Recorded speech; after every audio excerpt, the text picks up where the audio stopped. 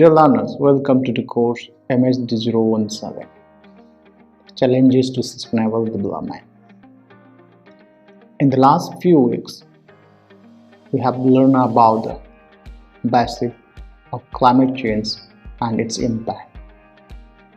And in today's session, we are going to discuss on mitigation and adaptation of climate change. So in this session, we are going to discuss on the concept and global efforts on climate change mitigation and mitigation and adaptation.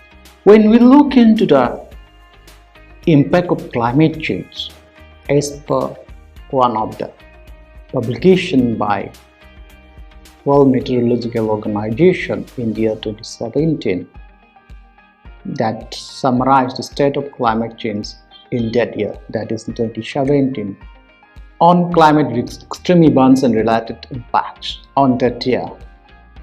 It was reported that most costly hurricane season was happening that year.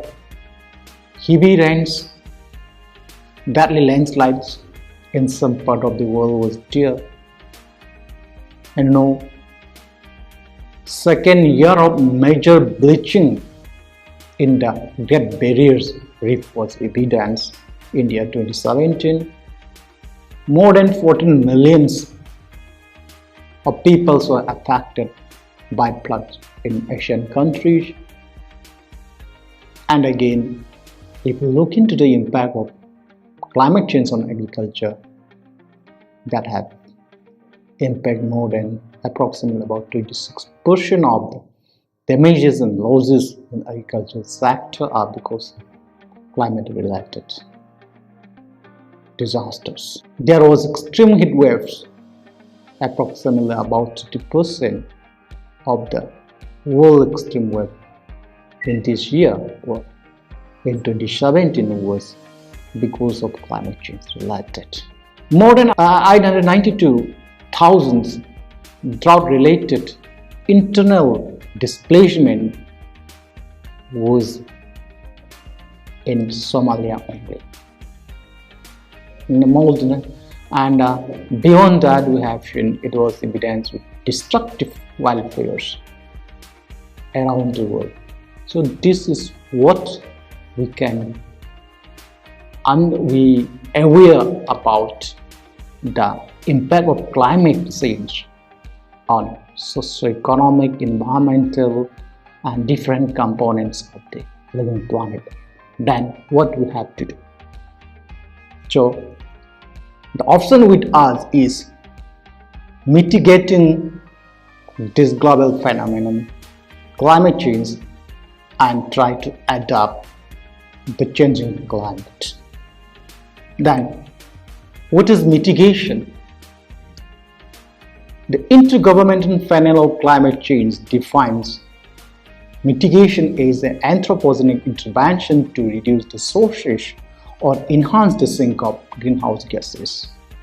At the same time, UNFCCC, United Nations Framework Convention on Climate Change, defines it as the adjustment in human and natural system to actual or expected climatic stimuli which can reduce the negative impacts and take advantage of the positive. So, when you talk about mitigation, it is about anthropogenic intervention to reduce the source of greenhouse gases. Several authors like McCarthy et al. In 2001 define adaptation as adjustment in ecological, social, and economic system. We know that climate change is impacting on ecological, socio-economic systems. So this is about adaptation is about adjustment in ecological, social, economic system in response to actual or expected climatic stimuli and their effects or impact. It also refers to changes in processes, practices, or structure to moderate or offset potential damages or take advantage of opportunities associated with changes in climate.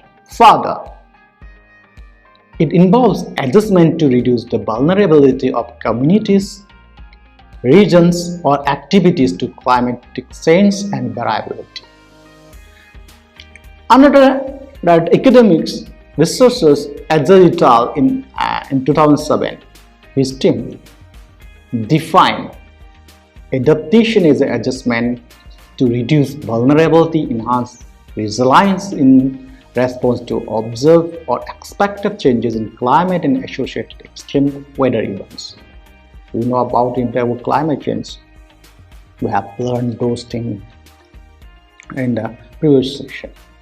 So when we talk about mitigation, then how to mitigate the climate change?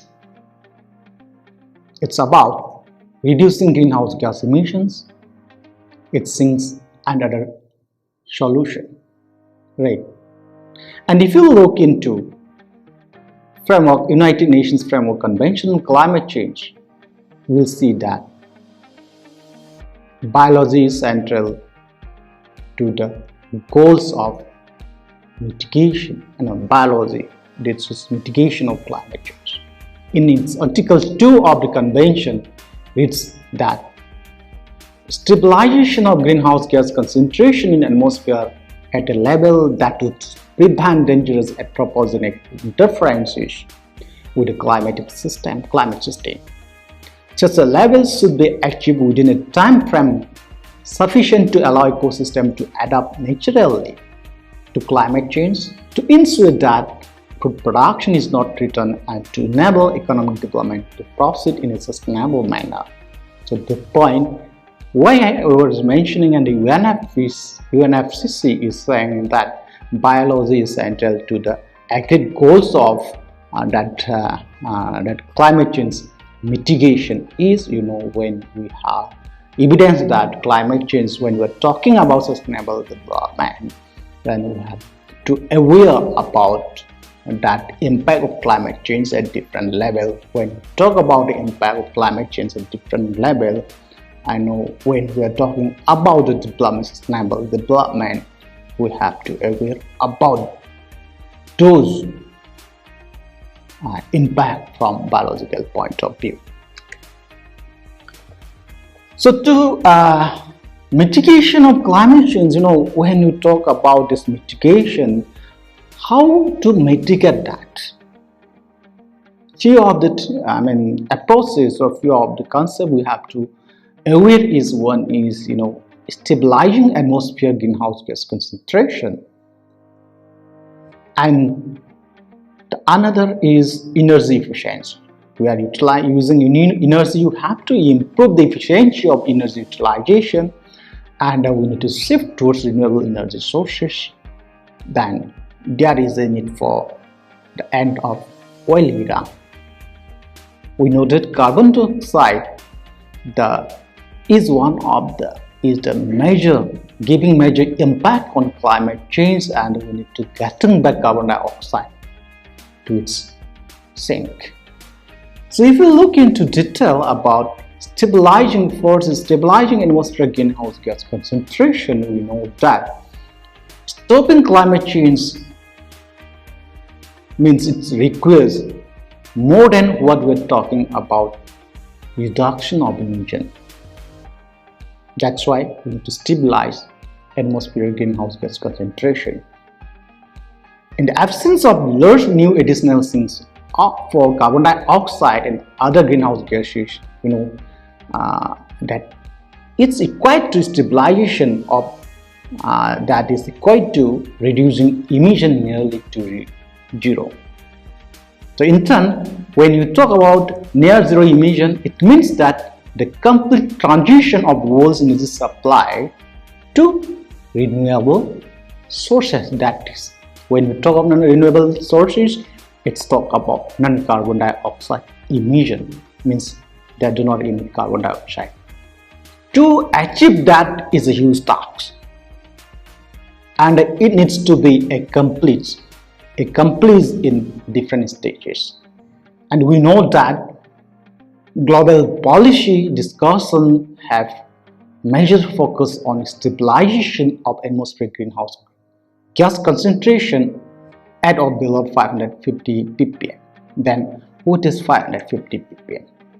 If you look into that 550 ppm carbon dioxide, it is approximately double the pre-industrial carbon dioxide concentration, which was we are around in the range of 280 parts per million. When you talk about the stabilization of greenhouse gas emission, the stabilization levels, they are expressed in carbon dioxide equivalent. So when you talk about 550 ppm, this equates to the sum of carbon dioxide concentration at a 1:1 conversion plus all other greenhouse gases at their atmospheric concentration multiplied by their potency relative to carbon dioxide. So a 550 part per million carbon dioxide is equivalent target is therefore and equates to what? Carbon dioxide level slightly below 550 ppm. Then the next, what we can do, we need to improve the energy efficiency. And you know, energy is the driver of life, and whatever happening in climate change is because of the way we are exploiting energy, or we can say even the utilization is energy. So we need to use the energy in a very efficient way.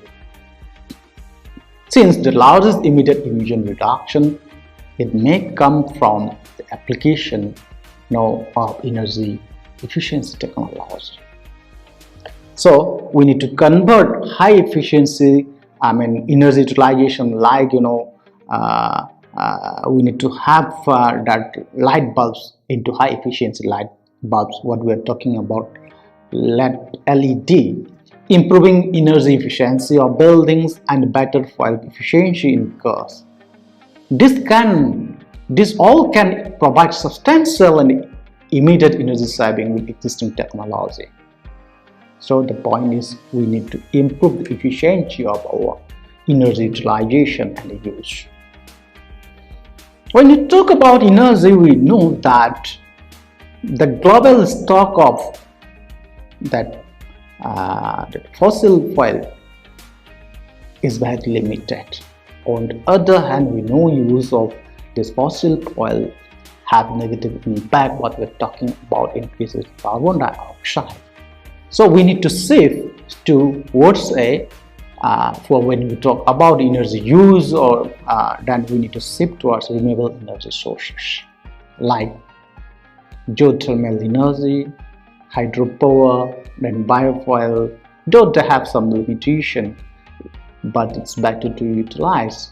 We need to shift towards renewable energy like solar energy, wind energy, and so on. Then we are talking about, we know that as I mentioned, and most of us are aware about the stock of that oil. So this stock of oil is one of the complicating factor in that we have to in the process of transition to a low carbon dioxide alternative. Since the fate of the world oil supply is very unexpected, we know that that fate of the oil supply is very limited stock. So in the next 5 or 6 decades, we should increase the renewable energy production and should take an important major market share and begin displacing those oil before the oil peak is reached. Though we had faced the oil crisis in 1970s.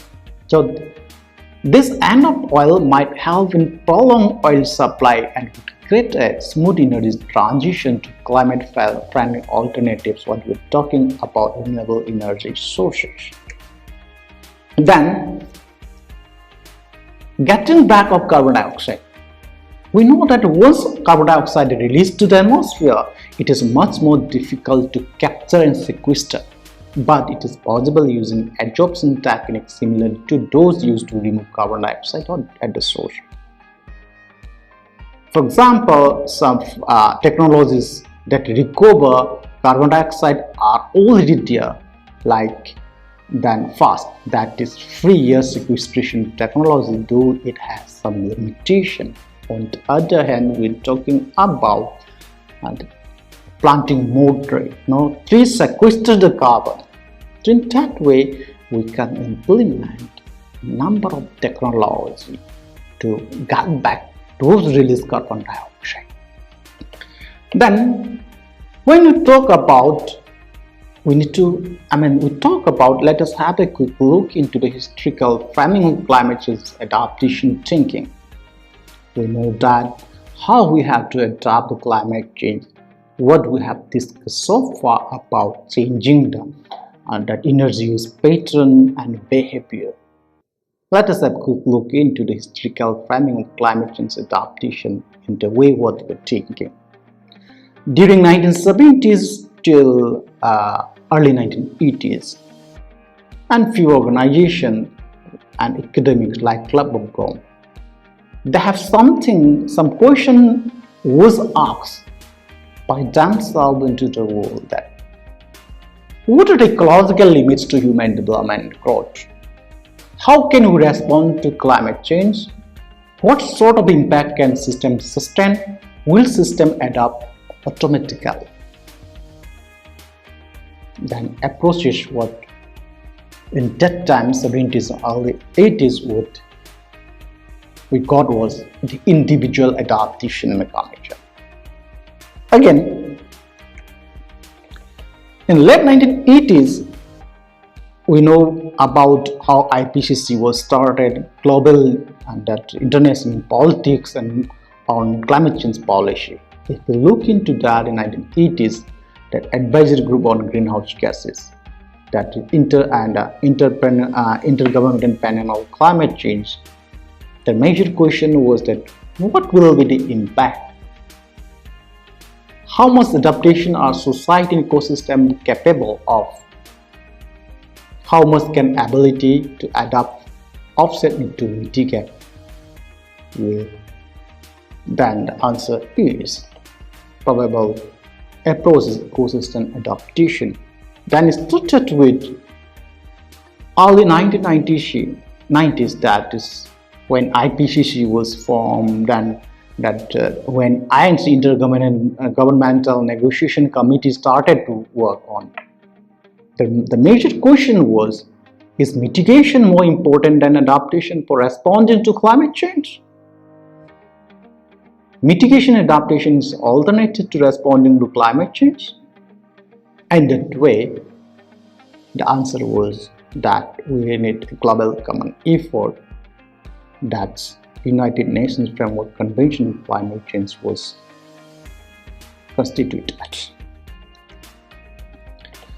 In late 1990s, we have seen some bodies of United Nations Framework Convention on Climate Change, then Conference of Parties and different research bodies. In that time, the question was, how can policy support adaptation? Who is vulnerable to climate change and why?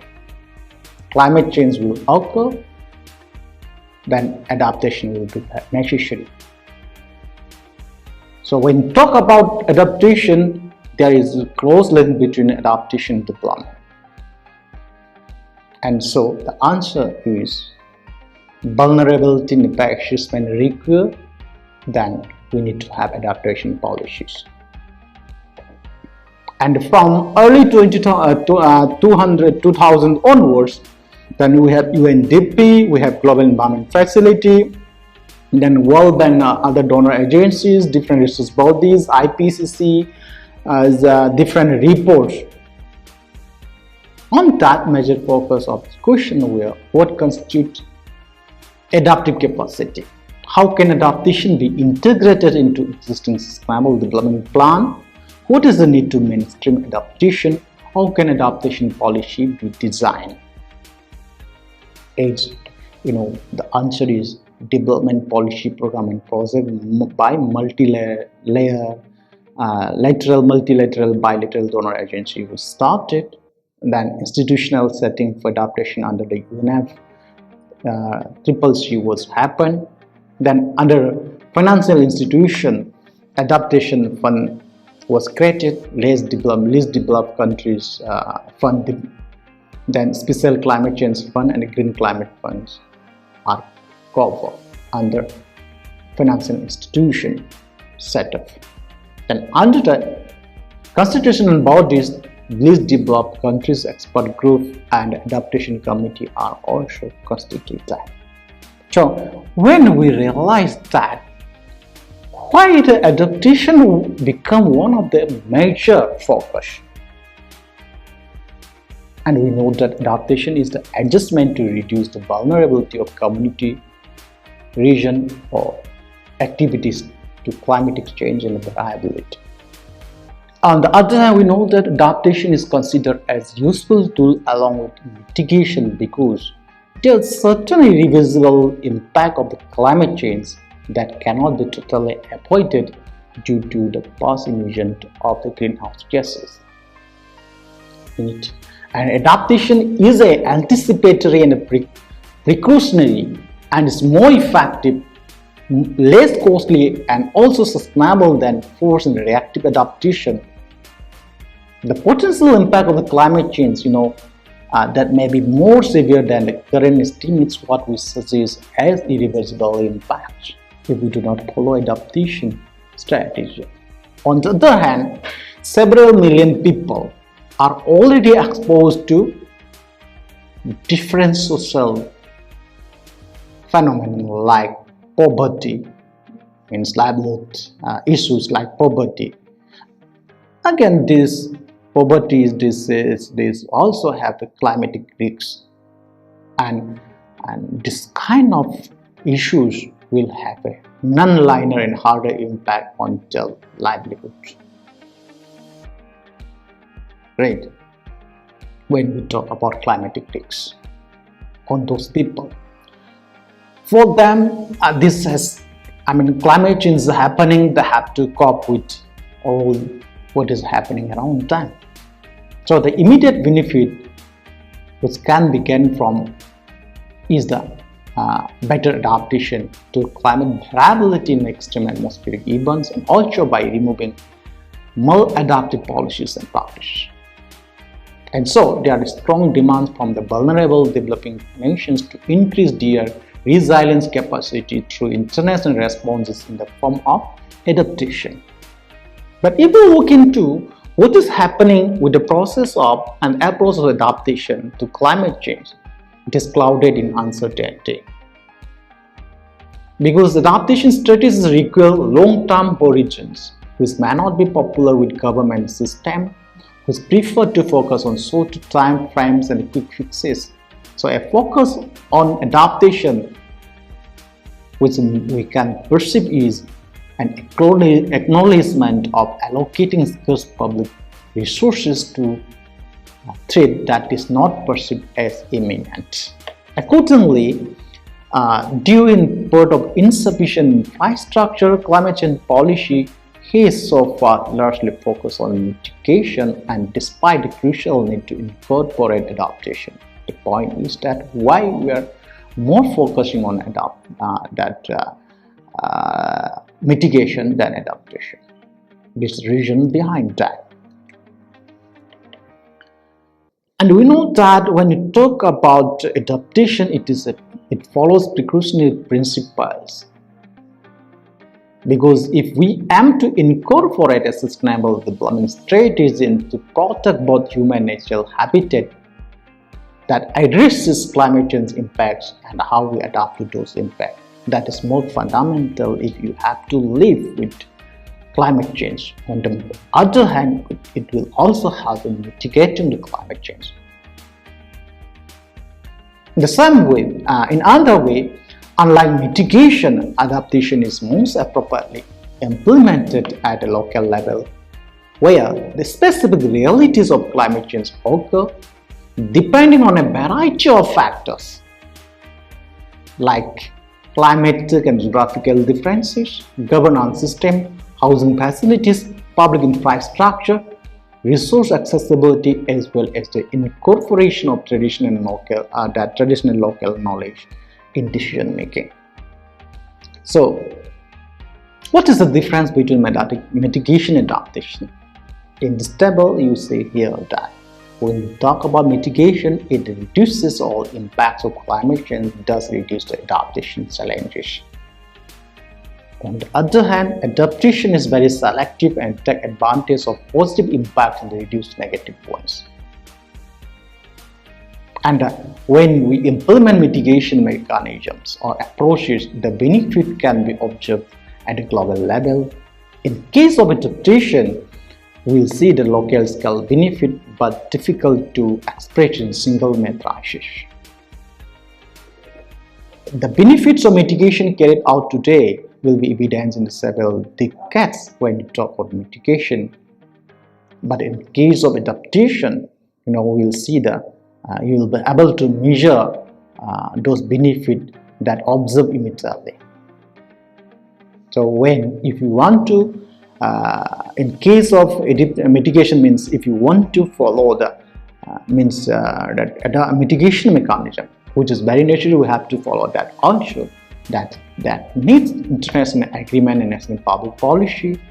In case of adaptation, it has to be undertaken by the affected private sector and communities, possibly facilitated by public policies. This is the major differences between mitigation and adaptation.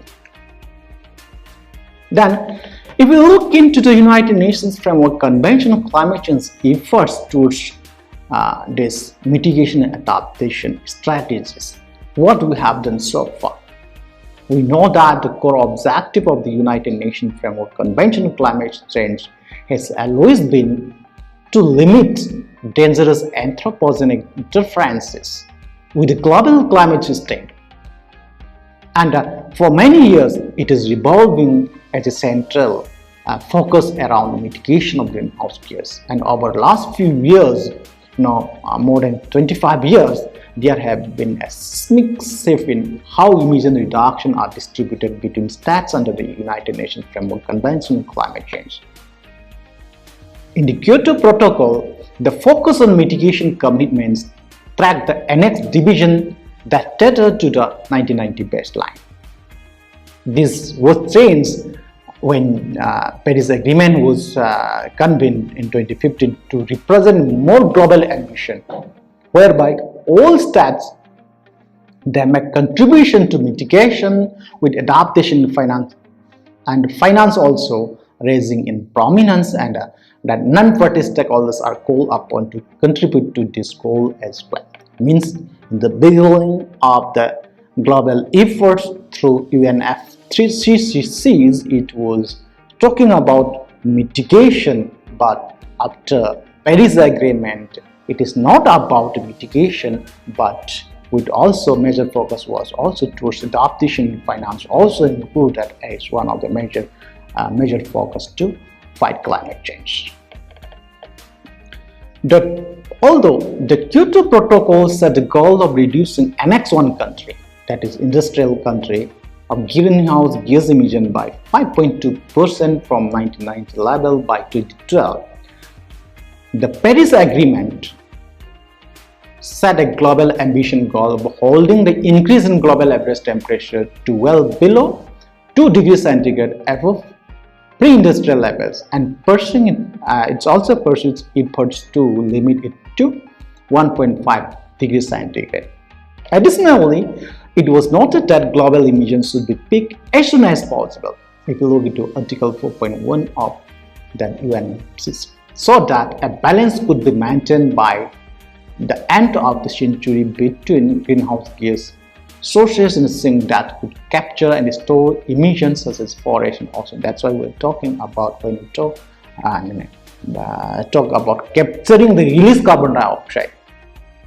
That has to be. That's why we're talking about the greening the world, means planting more trees. So in this pursuit, if you look into the Paris Agreement, this Paris Agreement stipulated that its party shall prepare, communicate, and maintain successive nationally determined contribution that it intends to achieve. The shift from industrialized country emission to global ambition started with the so-called some of the flexible mechanism under the Kyoto Protocol that include emission trading, such as the European Union emission trading system, the clean development mechanism, where in clean development mechanism, an Annex 1 country can earn emission reduction units by helping to lower emission in developing country, and that joint implementation where the industrial countries can earn the units by reducing emission in Annex 1 countries that are economics in transition in the former and the Eastern Bloc. In the lead up to Kyoto Protocol, three climate funds were also created. One is the Special Climate Change Fund, the Least Developed Countries Fund, and the Adaptation Fund, which we also discussed when we are discussing about UNFCCC's how this growth of that concept of mitigation adaptation was growing during the last 20-30 years. So when the Kyoto Protocol came into force, Adaptation Fund was brought within the Global Environment Facility and has mostly using the funds garnered through the Clean Development Mechanism that was distributed up approximately about $354 million that was in 2016 as of 2016 on adaptation project in non-Annex 1 countries. Right. This is with the status till 2016. Again, if you look into the Paris Agreement, it seeks to enhance adaptive capacity. Yeah, we're talking about adaptation and mitigation strategies as global common efforts through UNFCCC's climate policies. So in this Paris Agreement, it seeks to enhance adaptive capacity, strengthen resilience, and reduce vulnerability through technology transfer, finance, and capacity building.